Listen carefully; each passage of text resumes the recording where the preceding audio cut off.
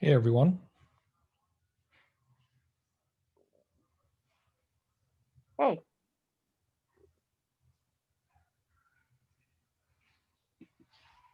Hello.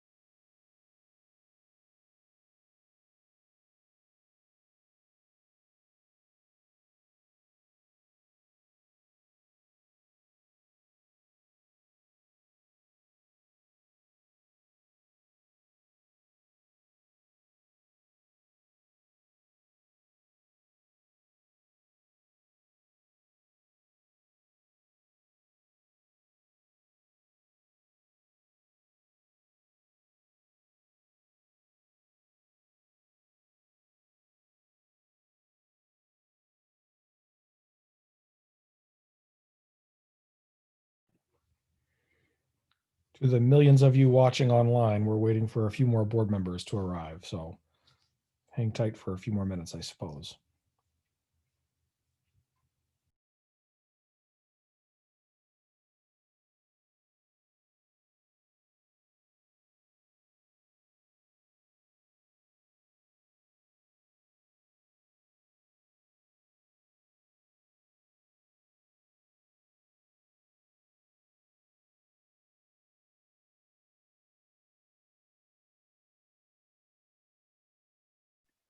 Sarah, can you go ahead and approve, I'm sorry, Adam, can you go ahead and approve Sarah? She's stuck in the registration loophole. She's another new link. This happened to all of us for the budget committee meeting, just FYI.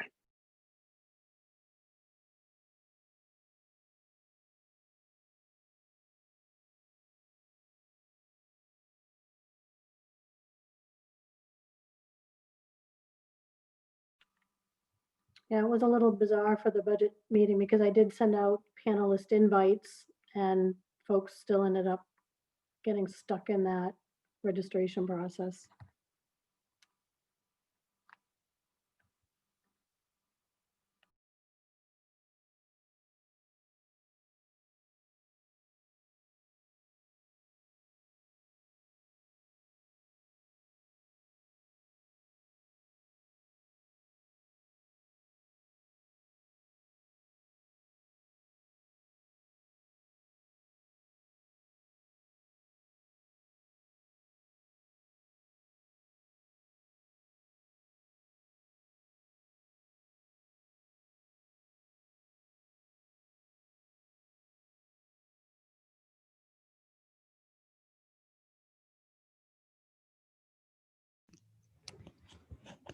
Hello.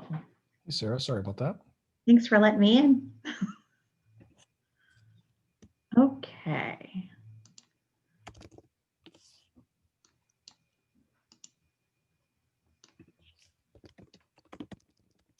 So I am going to reconvene our board meeting. We had called it to order for the first part, which was a review of the budget that started at a little bit after 5. I think it was about 5:13. So Adam, there was just a question. We did read that whole statement. Do I need to read that again, or are we good if I read it once? You're good if it's the same meeting and you just recess between, then yeah, you're all set. Perfect, thank you. So then we should be good. So we are just going to call this meeting to action again. And pardon me 1 second while I pull up our agenda. Okay. We do have public comment time slated at the beginning of our meeting. So I do want to give any members of the public who are present the ability to have a minute of time if you so desire. Do we see anyone? I do not. Adam, do you see anyone that I'm not seeing? I do not. Okay.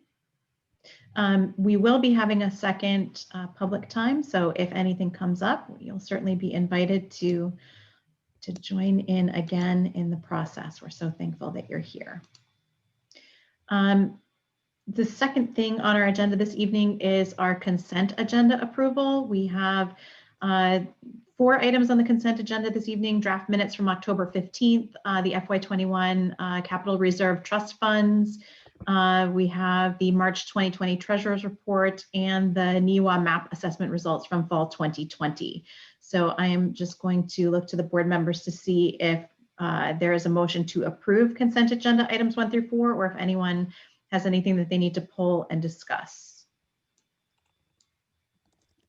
I'll make a motion to accept the consent agenda.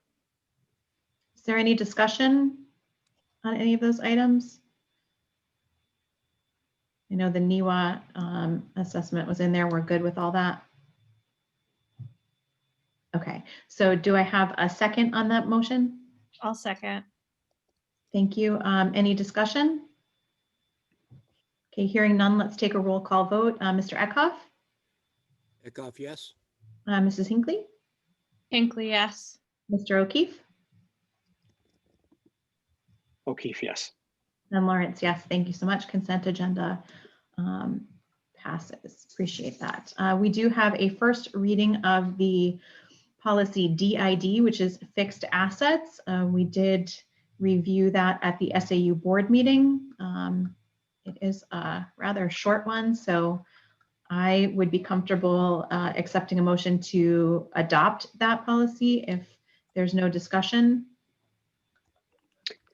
I'll make a motion to adopt the policy.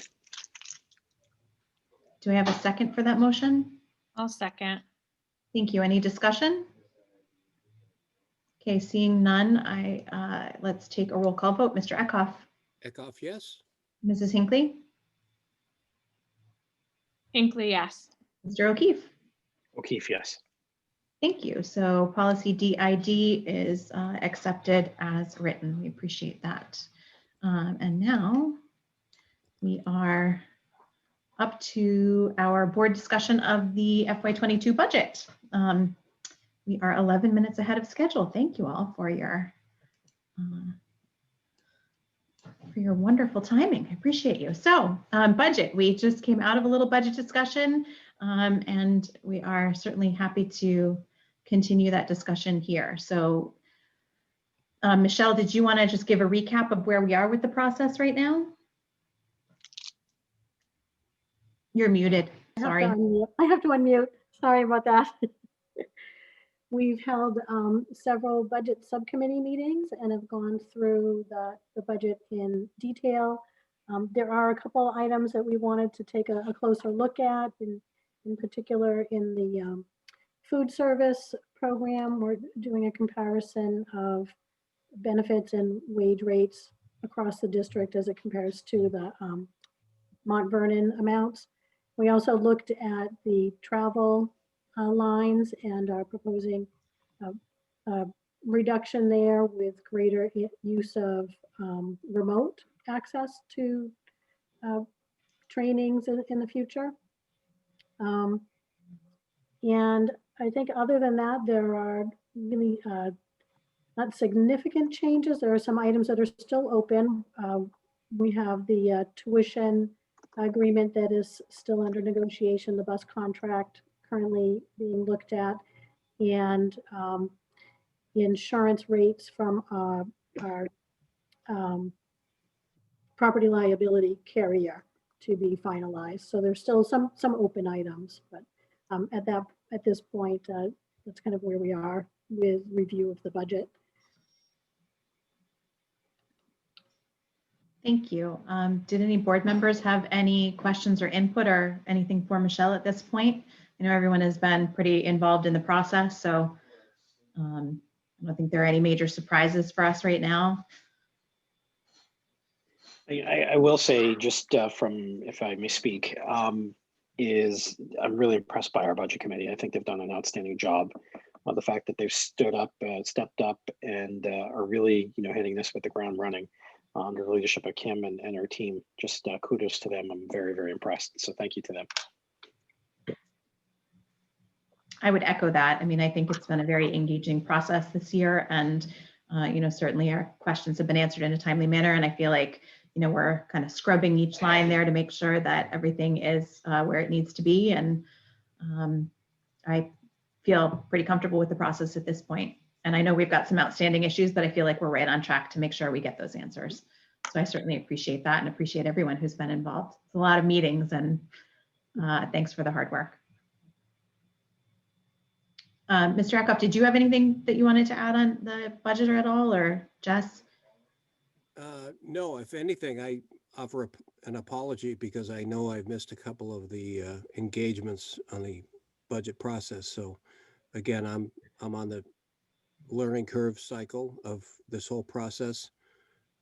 So again, to Steve's comments and yours, that thank everybody for that's jumping in and analyzing and raising concerns. But I'm full disclosure, I have missed a couple of engagements online. For that, I apologize, and I'm going to try to do better. So that's it. Well, thanks for that, Pete. Here's the thing, scheduling is really hard. And so I know that, we've all had the opportunity to be able to look at the budget and submit questions. And I know you've had the opportunity to do that too. So I'm confident that if you had any issues, you would absolutely, put them there, and we've discussed it. So please don't feel bad about that. I mean, there's been a whole team of people looking at the whole thing. And, sometimes we all can't be looking at everything all the time. So I appreciate your, saying that you're apologizing for that, but I don't really think you need to. You're certainly an engaged board member, and I would say take a deep breath and don't worry. We're all working on this ship together. So thank you for that, though. Jess, did you have anything that you wanted to add about the budget, or are we good there? I'm good. Yeah. Okay, thank you. To our administrative team, did you all have anything that you wanted to say about the budget? I mean, I know we're having a budget discussion, but we've been having so many budget discussions that I want to give you the opportunity if you have anything that you want to add in this meeting, but go for it. You've got the floor if you need it.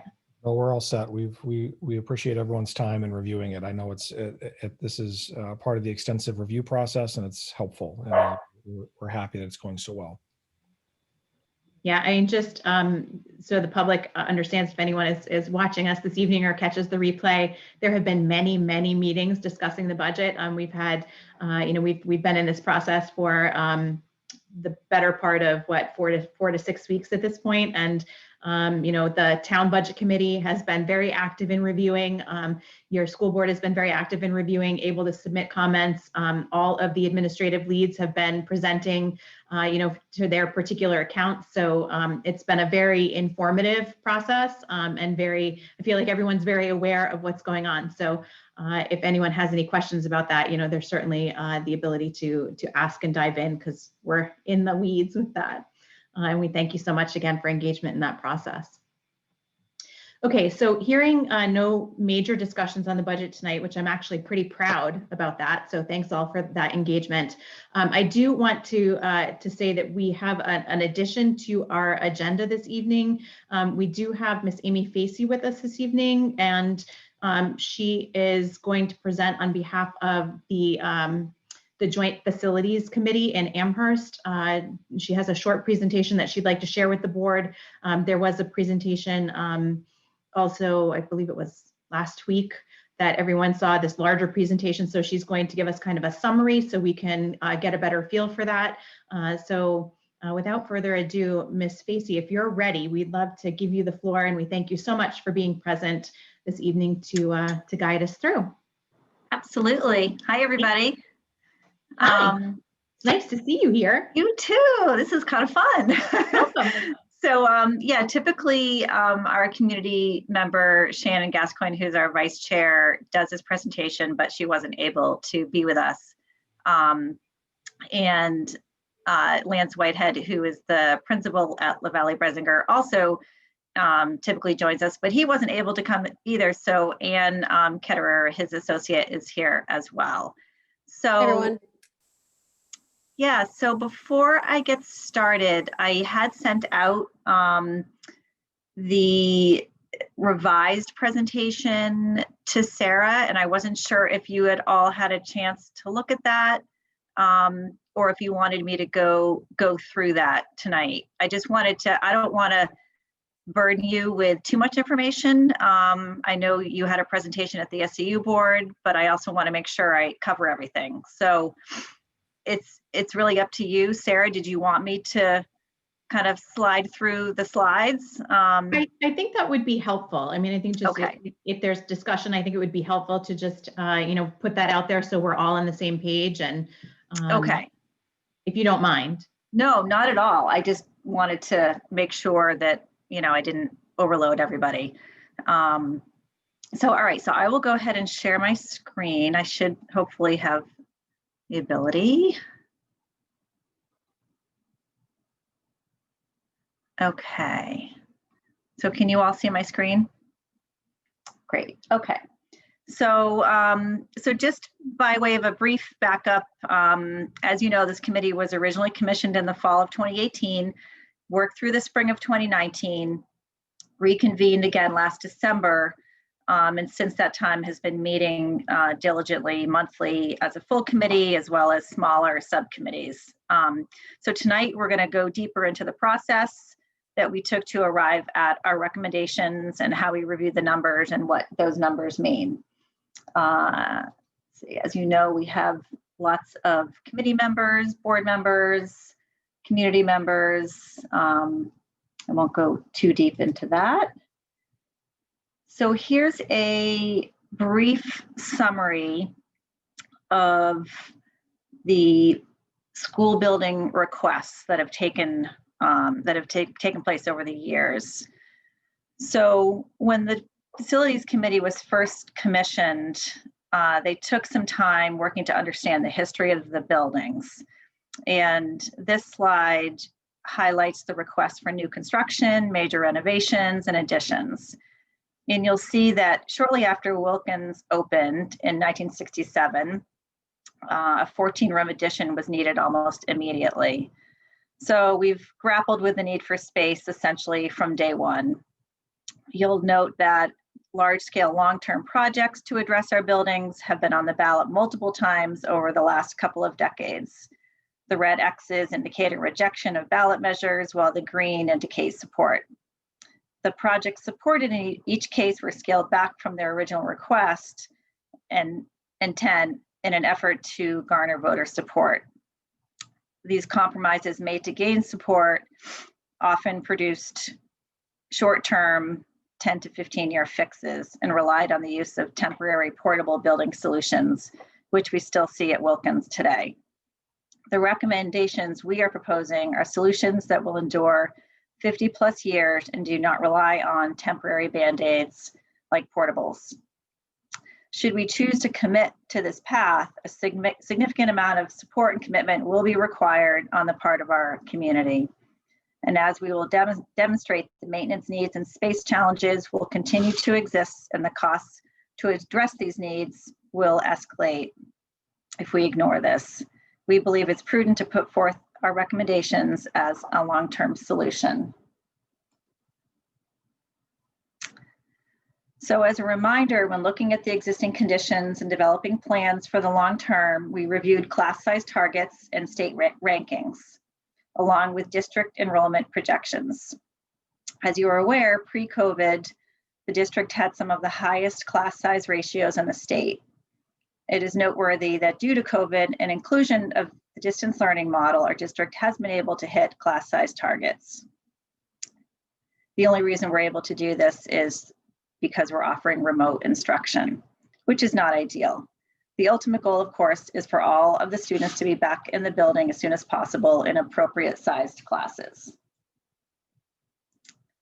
So it's worth noting that class size targets were formally adopted by the Amherst School Board and were developed and established thoughtfully by the board in conjunction with the superintendent and heavily influenced by the findings of the Tennessee STAR study, which was a 4-year longitudinal class size study conducted by the State Department of Education in Tennessee. It has been described as one of the most comprehensive studies of its kind and makes a strong case for the correlation between student success and appropriate class size. This study clearly demonstrates that appropriately class size classes affect student academic growth, non-academic growth, performance on standardized tests, student engagement, teacher retention, classroom management, and the ability to differentiate instruction. All good stuff. With our current enrollment and programming, we must utilize closets for office and innovation space. We must continue utilizing temporary portables, and we will continue to have some of the highest class size ratios in the state when we're at full capacity in our buildings again. So here are some of the existing school conditions. You've probably seen these pictures before. These are at all of the schools within the district. So shared innovation space, lacking privacy, acoustic separation, teachers on carts, bathroom in the portable. And this is AMS. We'll talk a little bit more about the triangle-shaped classrooms and the lack of usable space, and cramped offices and intervention space, and some troubling conditions to the exterior of the building that causes some leaking. So at this point, I'm going to turn it over to Anne to talk specifically about some of the existing conditions at AMS and Clark Wilkins. I know AMS is probably more relevant to you folks, but just to give you some information on all of the buildings, I'm going to turn it over to Anne. Thanks, Amy. Hi, everybody. It's good to be here tonight. So this is a 3D model of sort of what is a typical classroom condition at the middle school. And we wanted to model it out and diagram it a little bit for you because you can see that it's a triangle shape. And that's kind of a neat thing to draw on plan, but from a practical standpoint, it's just not the most useful way of arranging a classroom. So the state standard for educational classroom is 900 square feet. When you look at this diagram, you'll see that there's a circle in the center that kind of points out, it's in bright, that really points out the usable space. And that space, depending on the classroom, amounts to about 500 to 600 square feet, which really isn't big enough. Because of the triangle condition, you end up with sort of weird corners. You can see in the upper left-hand portion of this diagram, there's a projector and a whiteboard, but students have a very obscure view of it. And it's just less than ideal for a teaching and learning condition. So that's the first thing that we really need to address when it comes to the middle school. And if we go to the next slide, Amy, did you want to talk about this, or would you like me to kind of give a broader overview? You can take the existing conditions for the mechanical systems. Great. So It's an older building, and sometimes buildings themselves outlive their systems. Systems tend to last between 20 and 30 years. And in the case of the systems at Clark Wilkins, that's what's gone on, is the building has stood up, but the systems inside of it are kind of not falling apart, but they're reaching what we call end of life. And what that means is they've lived their useful life, and at this point they need to be replaced. And that is true of the mechanical systems as well as the plumbing systems. And with regard to the mechanical, I think it's obvious it has to do with thermal control. With the plumbing system, it also has to do with your sprinkler system, et cetera, and bringing things up to code. As it relates to electrical, the building is older. And when it was built, there were different needs for both teachers and students. Think now about our devices, whether it's projectors or computers. Everybody has more stuff to plug in. And then, of course, with things like the emergency electrical system, there's no generator at the Clark Wilkins School, and then lighting itself is kind of old. It's not up to today's sort of energy standards. And moving on to the middle school, it's a very similar condition. The building is old and the systems within it are old.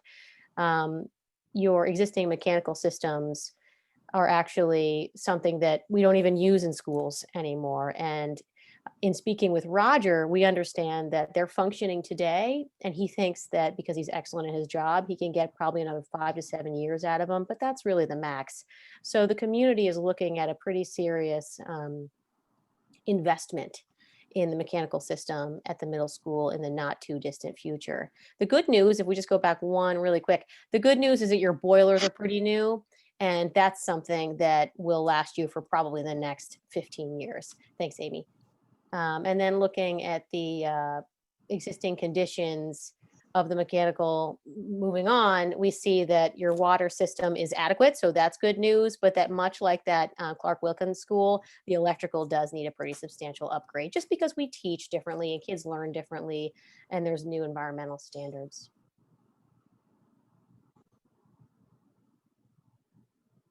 Did you want me to jump in on this one, Amy, or do you want to talk about priorities? Yeah, I can take this. That's fine. So, so basically, when we looked at these projects as a whole, we identified the priorities that we needed to address. So, like Ann was saying, addressing the aging end-of-life systems with energy-efficient systems, improving the functional spaces that meet the board-established class size targets, providing flexible teaching spaces, secure and technology-rich spaces, and utilizing the existing sites that we have as efficiently as possible. So following those priorities, we had to determine what our options were. And we identified 3. So kick the can, renovate, refurbish, or build new. So in the case of Amherst Middle School, option A, we identified the costs for kick the can, which were $30,600,000, renovate with an addition for $42 million, or build a new middle school for $59 million. So when we first got those cost estimates, we had some sticker shock, to be honest, and as a committee decided that we really wanted to take a deeper look and determine if there were some cost-cutting measures that we could employ. So we had a subcommittee that did that work, led by Roger, and we identified these areas on this slide to cut from the initial concept. So we reduced areas throughout, so there was a major addition planned that we decided to delete. We reduced some team common areas. We went with a more affordable exterior masonry product. We maintained the gym and cafeteria flooring, reduced some millwork, reduced lockers, decided to refurbish the elevator, drywall partitions versus the concrete masonry partitions inside classrooms. We reduced some acoustic panels in the CAF and reduced some signage. So after all of that hard work was done by our subcommittee, we were able to reduce the renovate refurbish option to $31,680,000. So just to add some more color to that, the renovate refurbish option addresses all of the items in the kick the can scenario, as well as addressing all of the priorities that we were looking to employ, including renovating the triangle classrooms to create usable space. We were able to create a great education space and a like new facility. We established some missing special education areas, created a more secure entrance. Very importantly, we're able to relocate the 5th grade to the elementary school, and this project can be phased with the Clark Wilkins School project. So because of all that, the committee's recommendation was to renovate and refurbish the Amherst Middle School.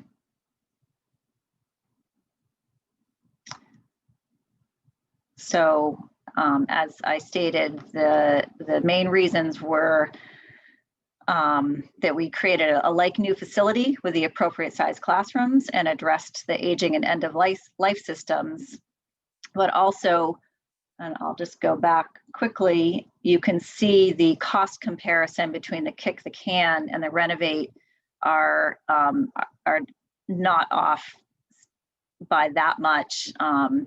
So the decision to renovate, refurbish, and get all of the items in the kick the can, as well as all of the other, meeting all of our other priorities, it just made common sense to choose the renovate, refurbish option.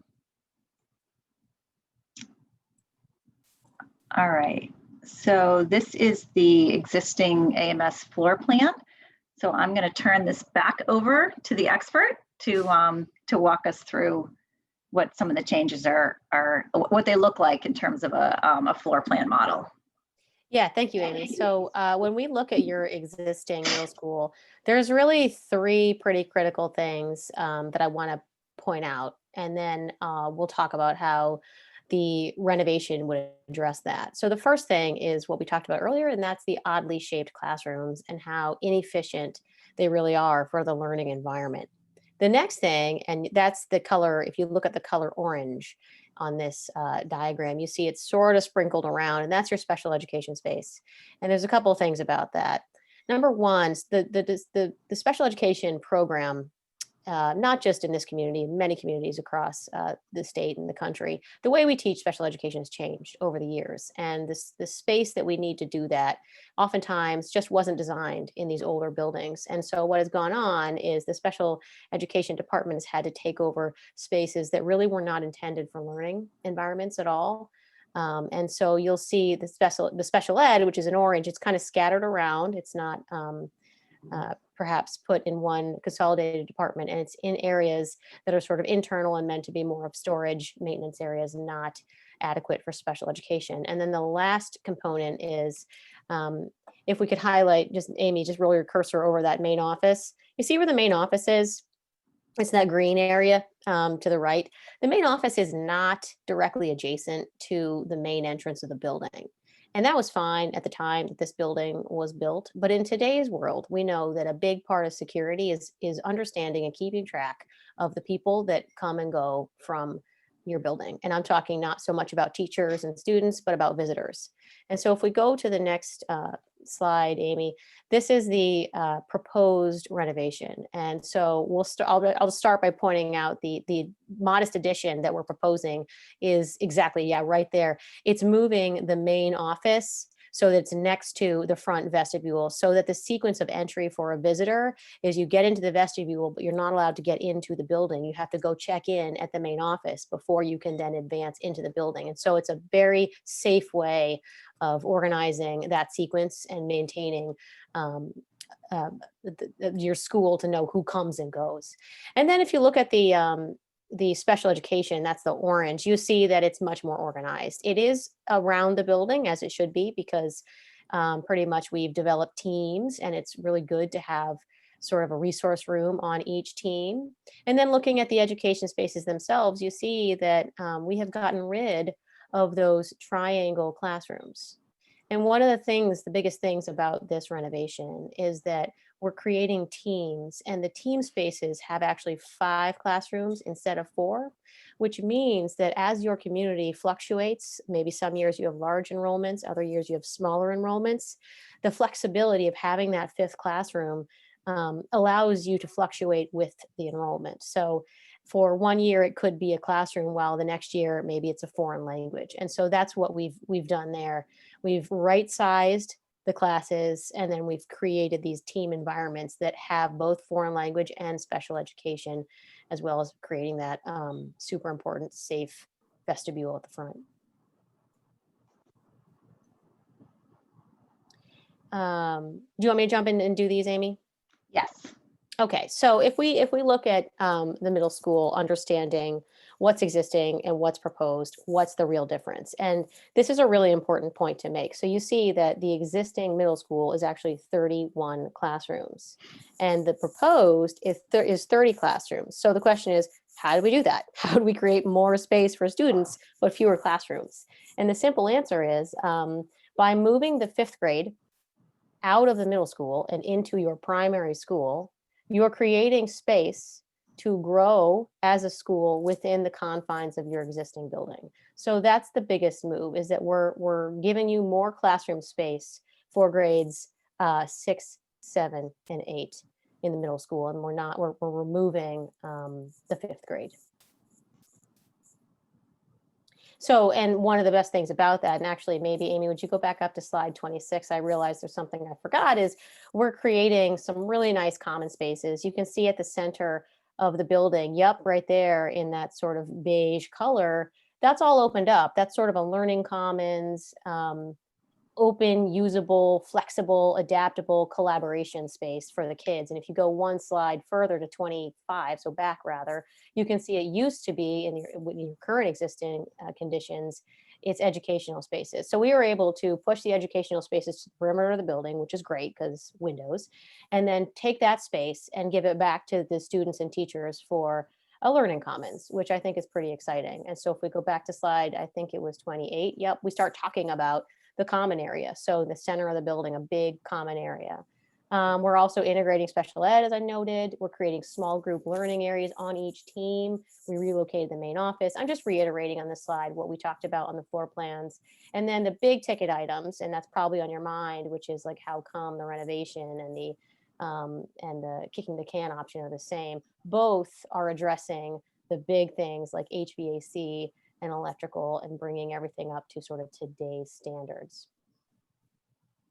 Oh, and the roof. Yep, needs a new roof. Thank you, Anne. So,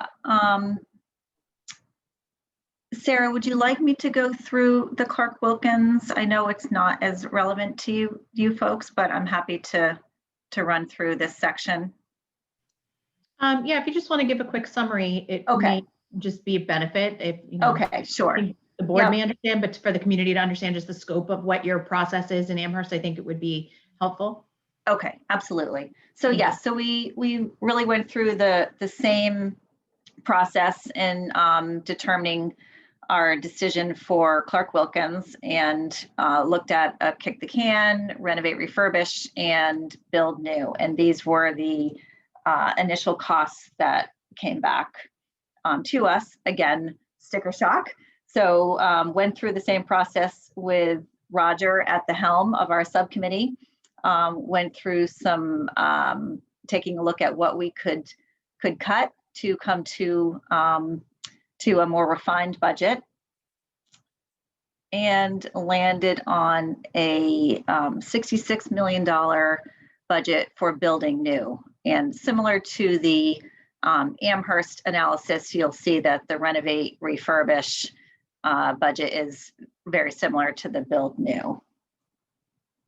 And these are just gives more detail, and like AMS, Obviously with build new, you will get everything. So there is no kick the can, but it does create, a state-of-the-art ideal space, allows for consolidation to one school as opposed to two with Clark Wilkins. The costs are similar to the renovation addition option. It would certainly provide the most energy efficient facility, and it's the simplest construction phasing because you're able to house all of your students in your buildings prior to having them migrate over to a new school. So we just went through that. And yeah, I guess the biggest side-by-side comparison takeaway from this is that it results in an additional 20 classes. You're housing 5th grade, but you're also able to increase the number of classrooms per grade so that you're able to meet your class size targets.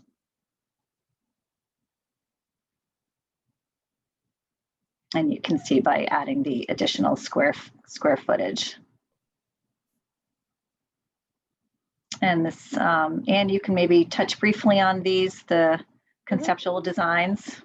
Yeah, happy to do that. So this is a conceptual design of what the new primary school could look like. You can see the big X's sort of scattered about. Essentially, we started big with that $75 million school, and then we said, well, wait a minute, we don't need the Taj Mahal.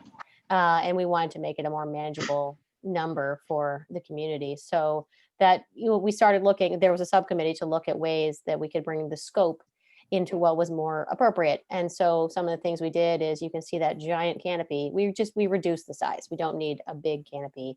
And we reduced that big. And I just want to reiterate that this is very conceptual, that we would, once we get into design, we take our time and we design something meaningful for your community. We don't necessarily, the project won't necessarily look like this, but the components are all there. So the last piece that we removed, you can kind of see the X sort of at the end of the bar of the building, is at one point we had thought about making the kindergarten classrooms much larger. And that's why they protrude a bit on the first floor. But we decided that the school could function just fine using the state standard. So then we reduced it and pulled the envelope in a little bit. So that's what those X's represent. And here it is on the site plan. You can kind of see the dashed line of the existing school. One of the nice things about this plan that works out really great for your community is that we're building the new school next to the existing school. So that means that the existing school can be up and running and functioning while we build the new school. And then once the new school, and this gets really important for the middle school, once the new elementary school, primary school is built, the existing primary school doesn't need to be knocked down right away. It can be used as swing space for phasing. It can fit about half of the middle school in that building, which means that when you talk about renovating the middle school, you only have to renovate it in 2 phases. That very much speeds up the duration of construction. And construction costs about $35,000 a month just for your general conditions. And so if you can take that and reduce it by, 6 months, that's a very good thing. And so by placing the new school where we're really giving the town the flexibility to accommodate that middle school renovation and also save money.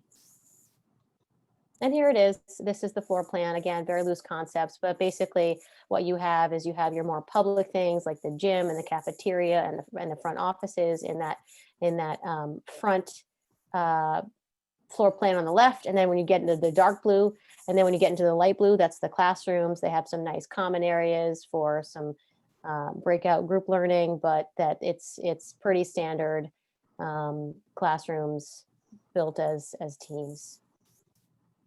Moving up the building, it's the same. We kind of got rid of that.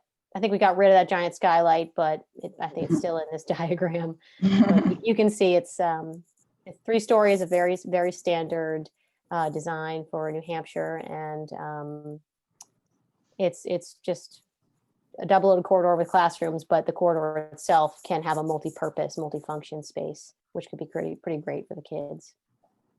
Great, thank you, Anne. So then one outstanding question is, what about Clark? So, you know, in the short term, it will continue to be utilized as a school while we handle the construction needs and where to place students, and it's to be used as a swing space during construction. Long-term TBD, there's a lot of possibilities, but we will be needing to reach out to the community and have some discussions with the selectmen possibly, and make some determinations. So more to come on that. All right, so these next slides were really generated by questions from the Amherst School Board. So I think I shared with you a Google Doc that had those questions and answers in there. So feel free to take a look in there for more detail.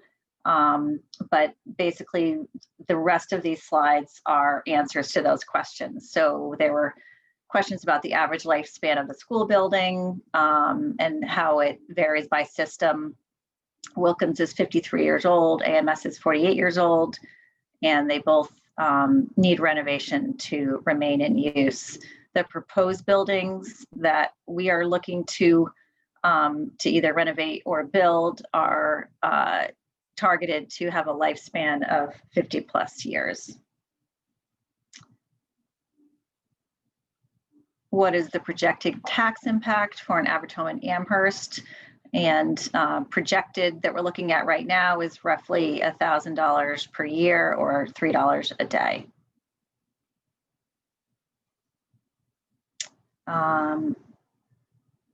Question was, why should we do the AMS projects? Why not wait until we have funds saved in the capital reserve fund? So the primary cost avoidance of doing this is construction escalation. Many are predicting 5%, but we've used a more conservative number of 4% per year. So for AMS, that equals 1.2 million per year, compounding for 5 years. It could cost 37 million in 10 years, 45 million. Additionally, municipal bond rates are at an all-time low. The capital reserve fund could be used to reduce project costs. We had questions around the anticipated interest rate. We are currently looking at 1.97 on a 25-year loan. Anticipated annual interest rate for both combined projects, a high of 1.3 million the first year to 60,000 the last year, but noting that these are just estimates and could vary.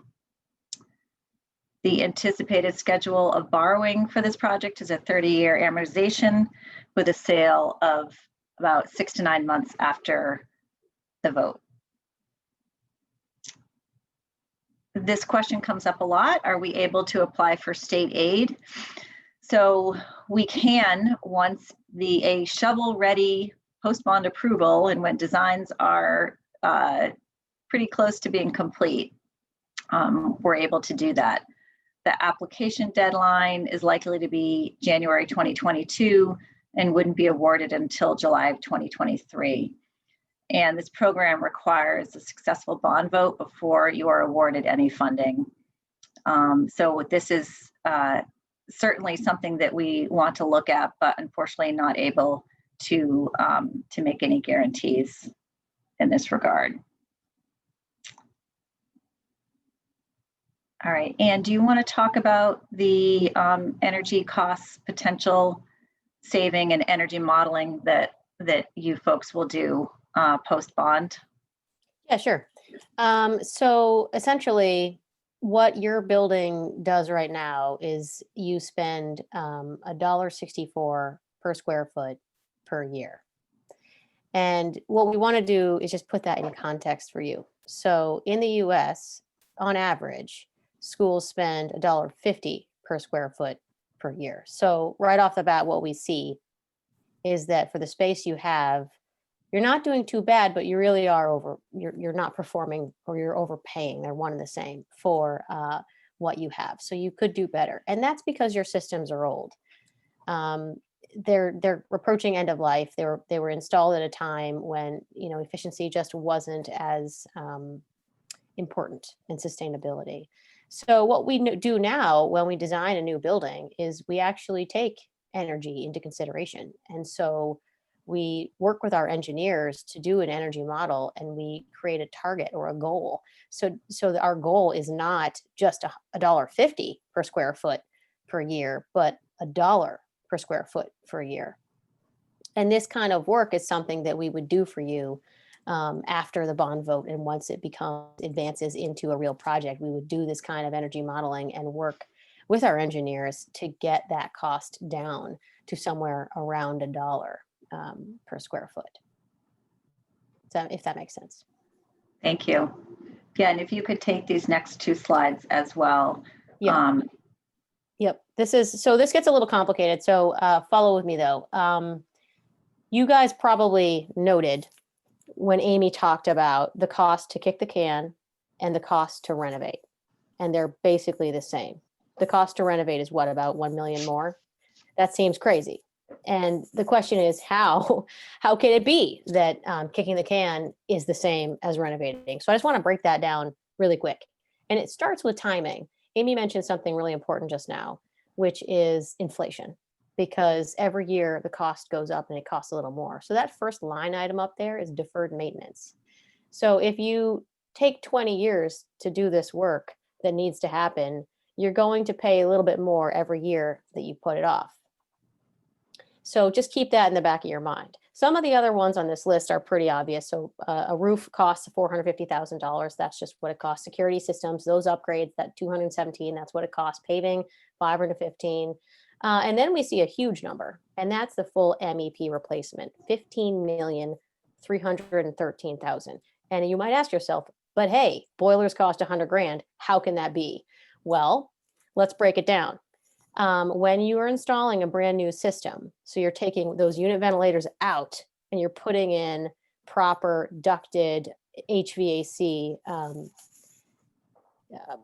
systems, what you're doing, what that number takes into account is the demo of the existing and the installation of new equipment. You don't have ducts in your ceiling right now. So we're talking about, sure, buying the new boilers and what have you and the air handlers, but you're also talking about, or in the case of the middle school, you have boilers, but you're also talking about putting in new ducts. And when you put in new ducts, you're taking down the existing ceiling. And if that existing ceiling is old and it's kind of ratty and it needs to be replaced anyway, that's the perfect time to do it. So when we talk about replacing your MEP systems, we also get into the realm, rightfully so, of replacing ceilings and lights, because we know that your lighting system is old and outdated. And we know that we have really great new high energy efficient lights that you could purchase and install right now. And the time to do it would be when you're doing your MEP replacement. And we know that your system is at the end of its life. Roger has told us he can probably keep it working for the next 5 to 7 years. And so when that happens,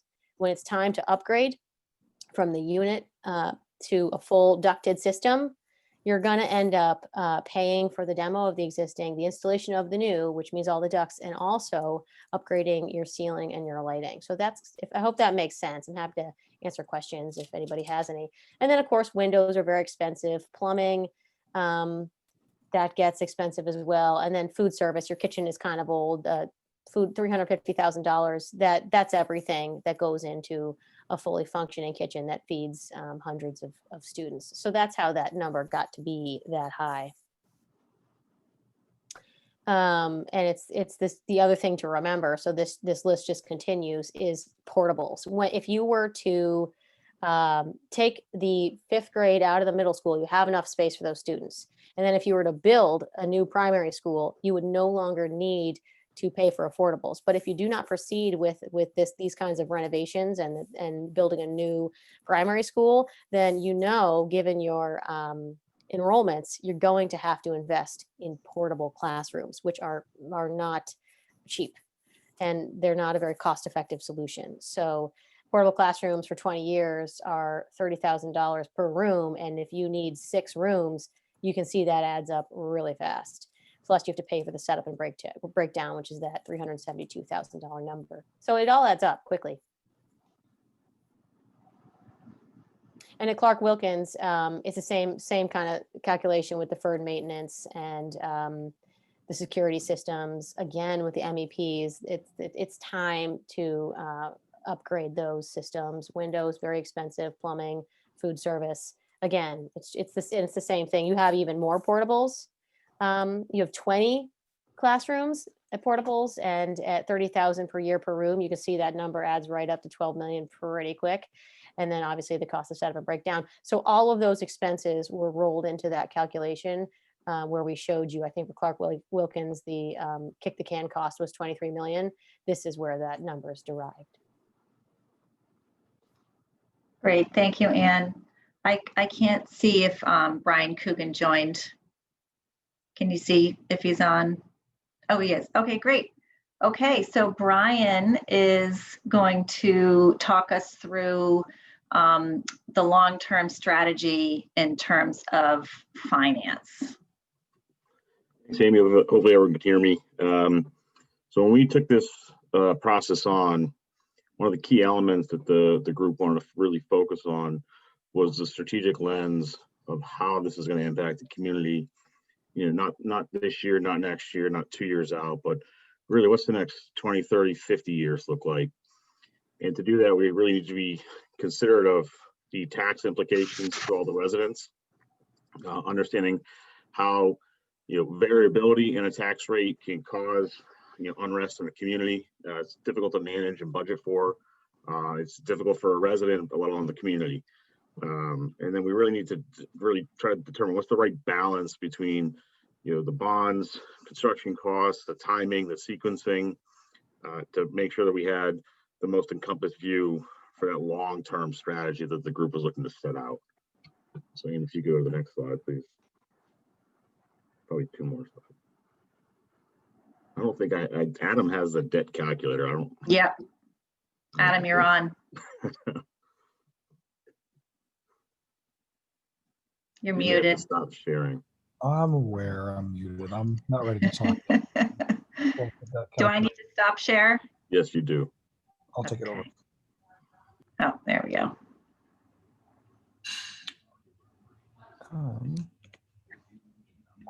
So we basically tried to plot out how to make sure all of the debt remains consistent tax impact for both Amherst and Mont Vernon. So if you're familiar with how Mont Vernon's tax impact would be calculated, so for the middle school project, the payment each year would be divvied up based on the number of students in the building that are from Mont Vernon. So if the full $31 million AMS project was passed by voters, that'd be roughly about $125,000 impact to Mont Vernon voters in the highest year, which would be the first year, and it'll go down to about 85,000 in the last year. So, and that assumes that the proportion of students from Amherst and Mont Vernon remains consistent during that time, and a bunch of other assumptions. But effectively, our debt calculator just does all sorts of calculations to try to make sure that our tax impact remains consistent. And it assumes that in addition to bond payments, which are these blue bars, that we would also set aside funds ahead of time in these red bars to save up to pay cash for future projects. And so that's why there's a, and that leads to what the consistent tax impact. So I'll go further if there's any questions about that, but I think that's probably sufficient for this.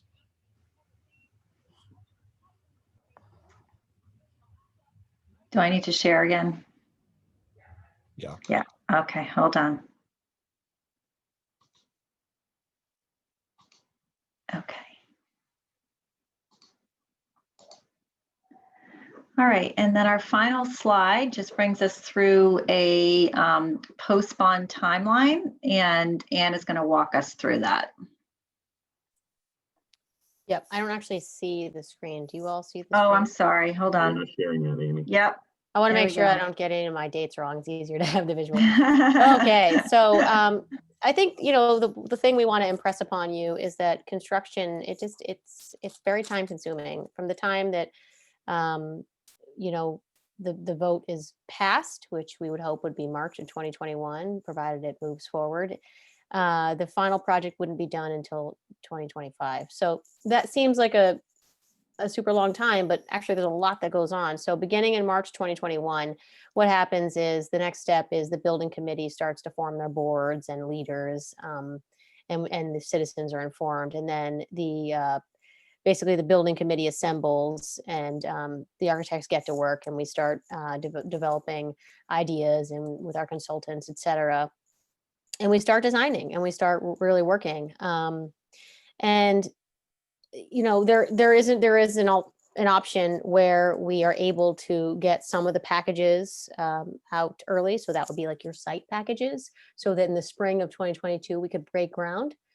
This is something we've done before. It's a way of fast tracking the construction to get a jump start, essentially. So we could submit for bid some packages as early as the winter of 2021, and then the following spring they would break ground, and then so right thereafter, and then in the summertime we would then issue our the rest of the packages, which is the rest of the architecturals, if that makes sense to you. And then everyone would just get cooking. There'd be a lot of construction in the summer 2022, and then you're looking at about 2 years for the elementary school, and then another year for the middle school. So 2024, the spring of 2024, finishing up the elementary school, and then the summer of 2025, finishing up the middle school. Because as you recall, you know, they're a network of buildings, and so one informs the other. And so by starting with the primary school, when that's complete, we create swing space for the middle school. That's why the primary school would really ideally really need to go first. Great, thank you, Anne. So that concludes our presentation. I just want to give you some insight into where we are with the process of presenting to the board. So as you know, we presented to the SAU board. We presented on Monday to the Amherst School Board. They are deliberating. They're meeting again on Monday.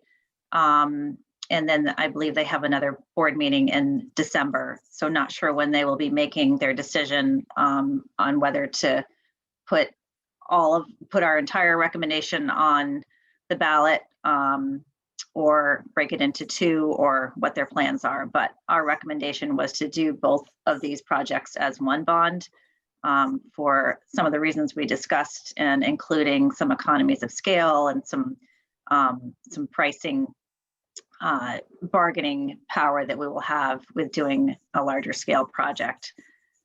We are presenting to the Sauhegan School Board at the end of the month on their proposed projects as well. So that is where the JFAC committee is with their process. And we are available for questions at this meeting and beyond. So I'll turn it back over to Madam Chairman. Thank you, Amy and Anne and Brian as well for the great presentation. I can tell that your committee put in so many hours, and a lot of work has really gone into, that plan.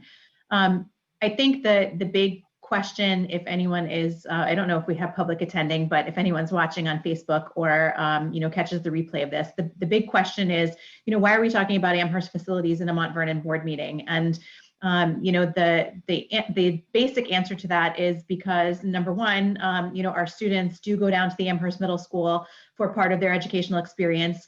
We do pay into that for them to attend, and there is some cost associated with with this project that would impact our tax rate, as Adam mentioned and showed briefly in his slides. So that's the reason why we wanted to make sure that the community is aware of this project.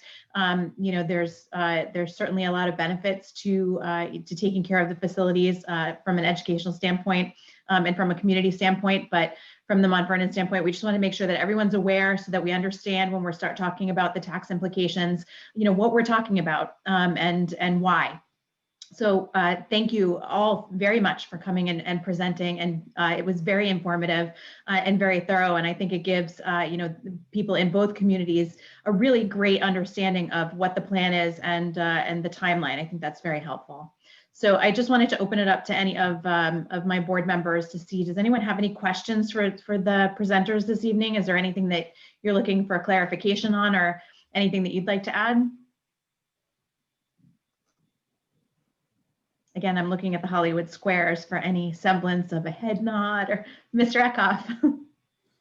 Hi, I guess my question is regarding the plan for the AMS. Has Meg and her team been consulted as to what specifically her needs are from a special education perspective? Because, if you can design the best rooms in the world, but if they don't fit the needs of what she needs and her team needs day in and day out, we're not doing a good job. So my question is, what has been the process to design and develop and coordinate the special needs classrooms in this building for Meg and her team so that it performs, excellently, I guess, if that's not a word, but really, really well. Yeah, no, great question, Peter. And we refined this presentation from the original presentation, but there was a lot of work done in the initial phases of the project. So a lot of discovery between Lance and Ann, in speaking to all of the administrators, and speaking to staff, and speaking to the community, and really having an understanding of not only the special ed needs, but all of the needs for all of the students and all of the spaces. So the answer is yes. All of those considerations were accounted for in the initial discovery phase and as the buildings were developed. And Anne, I don't know if you want to add to that. Yeah, the only thing I would add is that process doesn't stop. Right now we're really in conceptual design. I showed you drawings that were diagrams. And so once we jump into designing a real building, which is after it passes the bond vote, then we talk even more with people like Meg and people from every single department, everyone from the administration to the kindergarten teachers to special education, et cetera. And we develop a very detailed program, and we get a very good understanding on how they use the space and how they want to use the space. We also talk all the time with Roger because he's really managing the day-to-day functioning of the building. So we talk to everybody. And I think that's a really good question that you asked, Peter. So we have, as Amy said, we've talked a lot to the staff, but it doesn't stop just because, we're now moving the project into a new phase. It keeps going. Thank you. And if I would be permitted, I'd like a follow-up. And if we get to a point where the taxpayers and everybody nods their head yes and says, yep, good to go, I would offer the suggestion that possibly we offer a caveat to any construction contracting firm to bring the project in on time, on schedule, and on budget. There have been many studies throughout the years that have shown that if you offer a bonus to contractors and firms that are building projects, that if they bring it in on time, in on budget, and you offer them a budget or a bonus, that they perform really, really well. I would hate to see that this project got approved and then it get extended and all of a sudden the budget explodes from 36 million to 40 million because of cost overruns. So Yeah.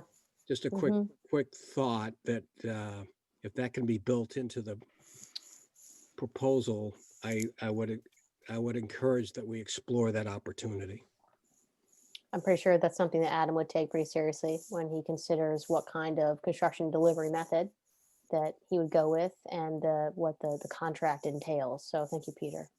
Yeah, thank you, Peter. And I would say that we've been very, very cautious and careful to not try to have our budgets be so low that we end up in trouble later. We've tried to be very conservative in working with the cost estimators and working with Lance and Ann, because the last thing we want to do is have to go back and ask for more money. So that has been constantly on all of our minds when developing these budgets.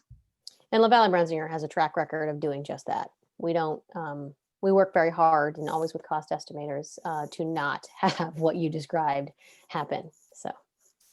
Thank you. But good points, definitely. Thanks for the question, Pete. Steve or Jess or Scott, do you have any questions? I think O'Keefe? Stephen does. Go ahead, Steve.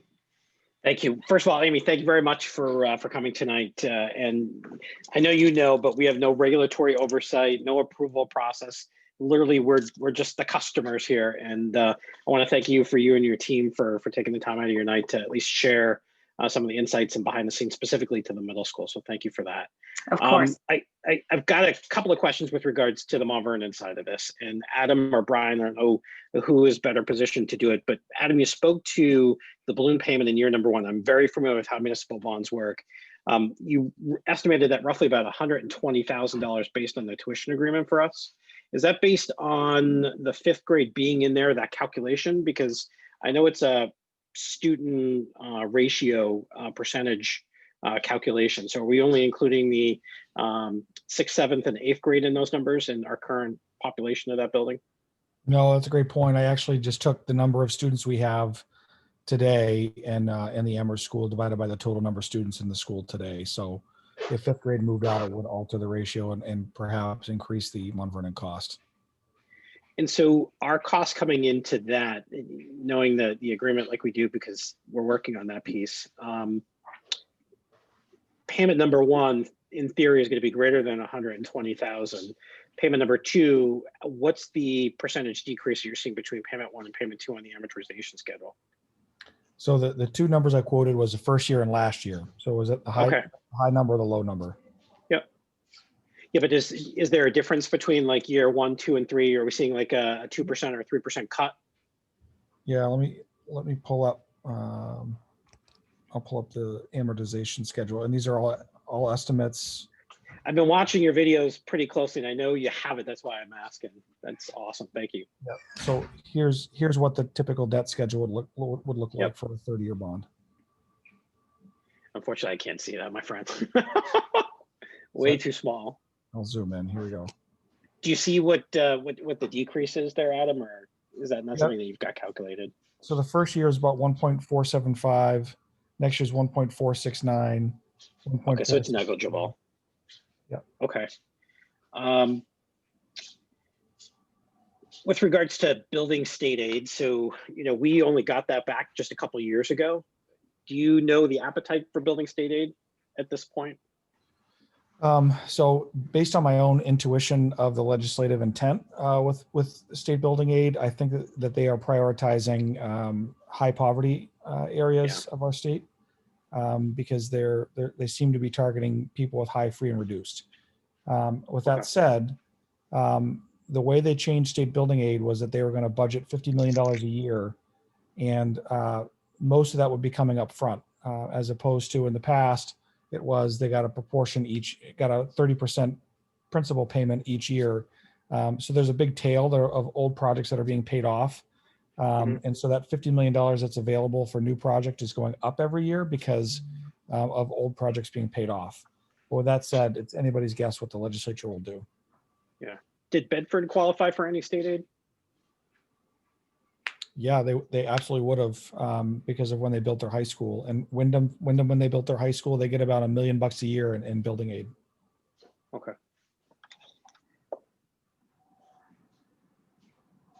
And I think I'm good for now. If I could jump in, I know that, and this is just an anecdote more than anything, but I know that about 15 years ago, the Governor Wentworth district up in Wolfboro, where I used to live, they literally spent $75 million for middle school athletic fields, high school renovation. I mean, they went all in but the tax impact to the taxpayers was 25 million because of national federal funding. So again, can we explore the federal aspect versus the state aspect? I don't know what the mechanics were of that, but I do know it was just a huge number, and the impact to the taxpayer was about 1/3. So. And then, Amy, not in an effort to make you go back and pull up your deck, you showed the timeline. It was towards the end. I think it was the second or the last. Can you just pull that back up real fast? Sure.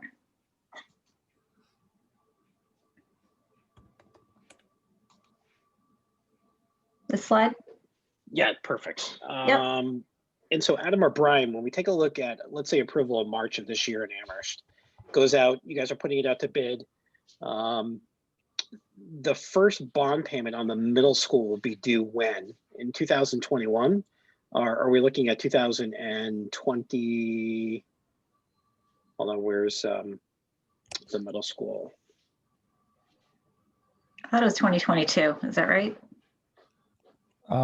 We're assuming Maybe it not. will be fiscal 23. Okay. It could be as soon as fiscal and fiscal 22. There could be an interest only payment depending on when we sell the bonds. There's advantage of selling the bonds early because you get to sit on all the cash and make interest. But interest rates are so low right now, there's very little use for that. On the flip side, waiting as long as possible means we don't pay interest right away. So we would balance that, and the board would balance that, and we would be advised by a financial advisor to help us figure out the right time to do that. So thank you. That addresses my question of when the construction starts and whether or not we're going to be structuring the bonds in a way that the Amherst portion is actually borrowed at a later time. So it sounds like that's not the case since we're doing one bundled bond. Okay, thank you. Thank you. Any other questions for the presenters? So I just, in closing, thank you for having us. We absolutely know this is a very important issue for all of the residents in SAU 39. And it's important, as I believe, to have that lens as members of the SAU board. And please know that if you have any questions at all as you're going through your budget process or beyond, you can email me. I'm going to leave the Google Sheet open. We still have to present to Sohegan, so that will be open for a while, but feel free to shoot me an email at any time and I'll make sure that it gets answered either by myself or one of our experts. So, and thank you. Thank you again, the three of you, very much for the very thorough presentation and for sharing a little bit of your Thursday night with us. We appreciate it. It's budget season. All right, thanks, guys. It was nice to be with you. Bye, everyone. Bye-bye. Yeah. So just to reiterate from the Mont Vernon perspective, I mean, we don't have a vote in the Amherst decision, but it does impact taxes. So that's the reason why it's really important for us and for our community to understand how that's going to impact things. And clearly the impact is going to be unknown until Amherst actually makes their decisions, their board makes their decisions, and we see what ends up on their ballot. But as a board, we felt it was very important to be able to bring this to the community so that there's open discussions and, we're all very aware of what's in the pipeline, just because it will have some sort of impact if it does end up coming to fruition. And certainly the impact from an educational standpoint, I mean, it could be phenomenal for our students and their educational experience. So there's no doubt of that. But the financial impact is something that we definitely need to be aware of as well. Adam, did you have anything else that you wanted to add on that point, or? No, that's great. Thank you. Yeah, I just think it's an awareness thing. We all need to kind of know what's going on. Mr. O'Keefe. Can I just ask you one favor, Adam? When you go ahead and you take a look at that bond, so that $1.7 million payment is a bundled bond for both the Clark Wilkins and the middle school. Is there a way to carve out and see what the apportionment would be for specifically the middle school, so we can kind of figure out what the tax impact would be on us with a 7th and 8th grade population plus the 6th grade only? Yeah, so the number I showed you before was only the middle school project. So the 1.7 is the payment due in year one. Okay. Um, 1.4 million. Is I'm the sorry, total. 1.4. Okay, Correct. Closer to the 1.5 is just the middle school $31 million bond. thank you. Thank you. Okay, I do believe that we are up to our second public time, and I don't see any public with us. Mr. O'Keefe? I just want to take one quick second in public comment to thank Roger, who is to now my right here. You guys did an awesome job cleaning the building up with the power washing. It looks awesome. Had the opportunity to take a walk around, so thank you very much for doing that. And it looked great on election day. People are coming in, families, you know, they're 1 or 2 times a year that they visit our building, and that main walkway just looked pristine, so thank you.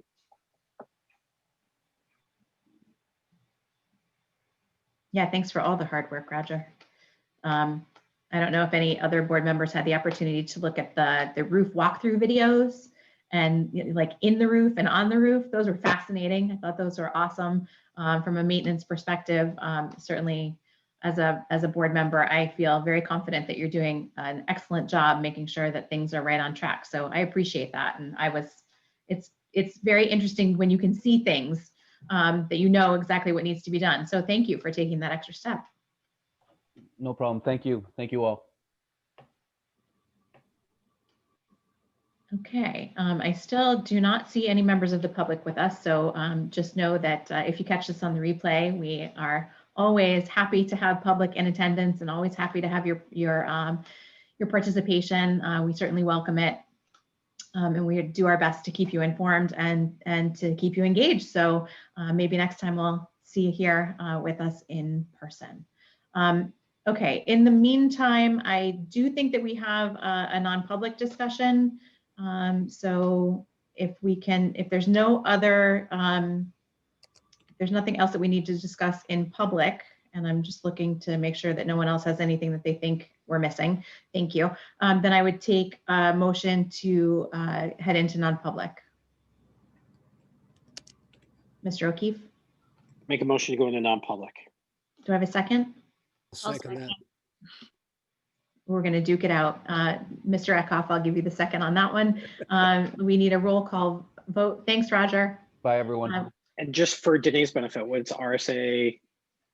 Adam. It is 91A 3. Let me get this right. 91A 3 2 C and K. Thank you. Okay, so we need a roll call vote. So I'll start with Mr. O'Keefe. O'Keefe, yes.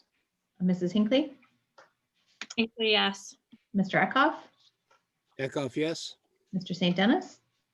St. Dennis, yes. And Lawrence, yes. Thank you so much. We will head into non-public. If you can do that for us, Mr. Steele, I'd appreciate it.